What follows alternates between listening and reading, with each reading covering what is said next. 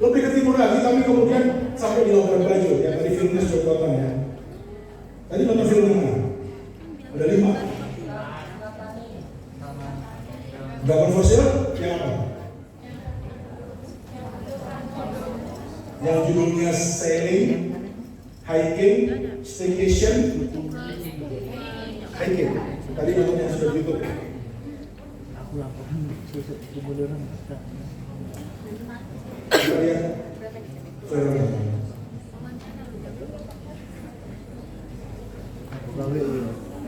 Lancar itu balik.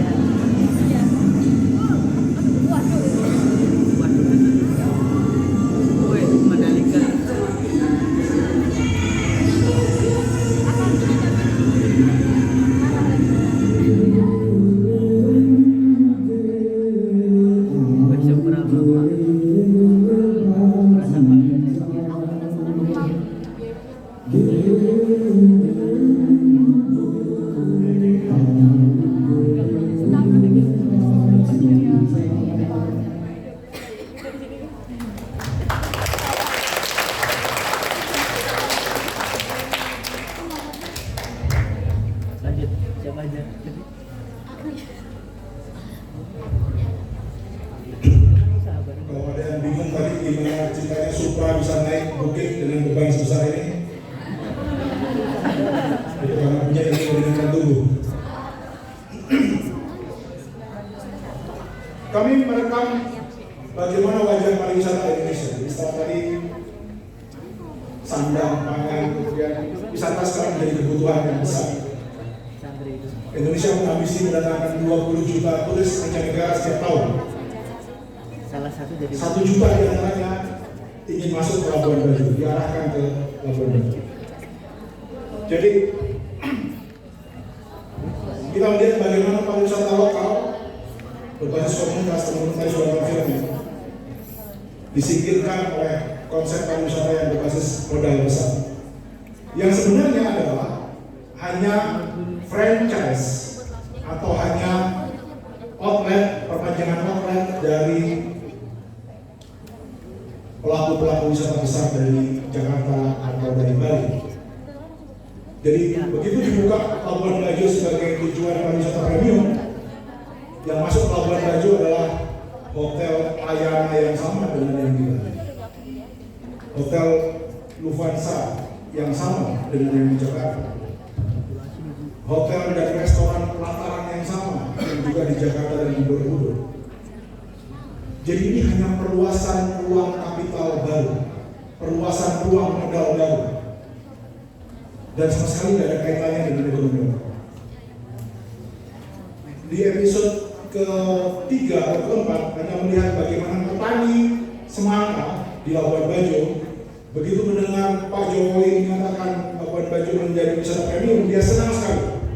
Hore, semangka saya jadi mahal karena dibeli hotel bintang 5. Lalu dia bawa semangkanya ke hotel bintang 5. Kami rekam.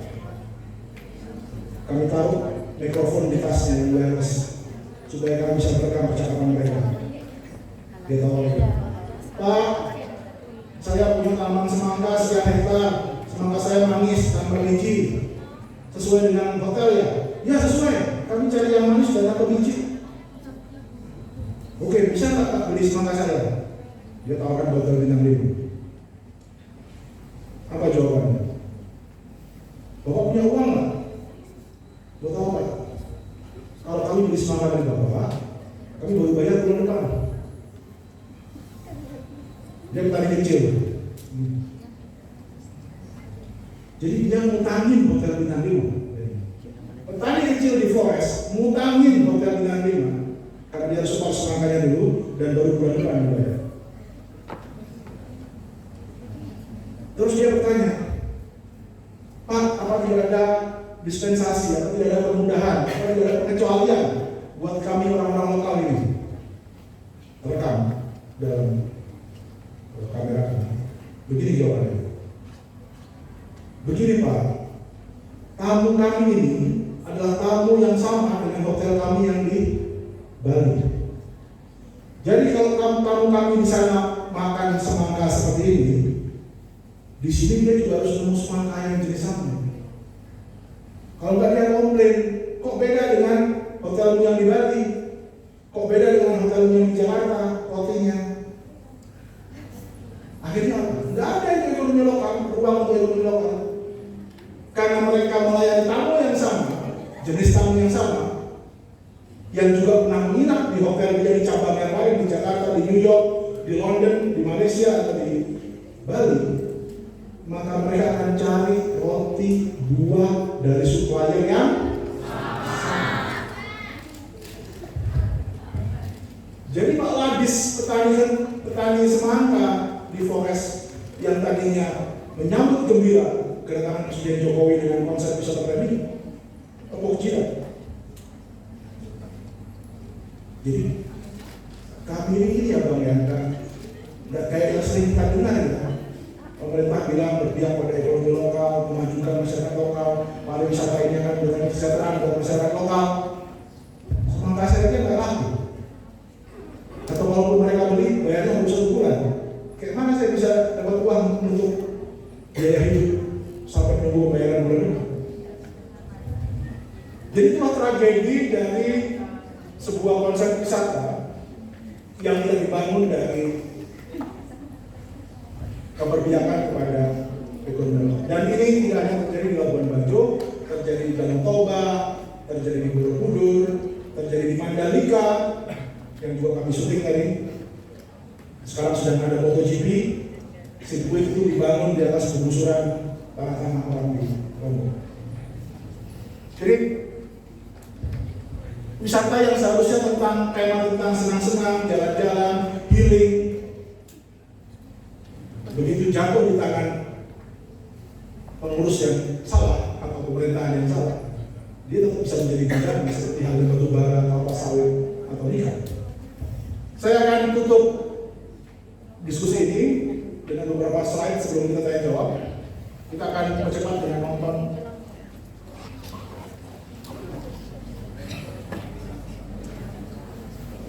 satu cerita.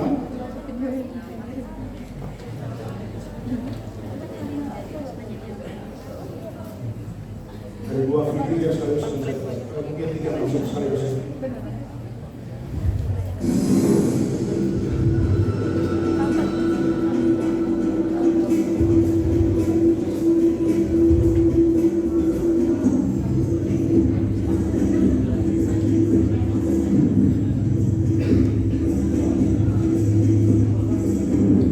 Saya pertama ditangkap di Pondok Pesantren Senjata.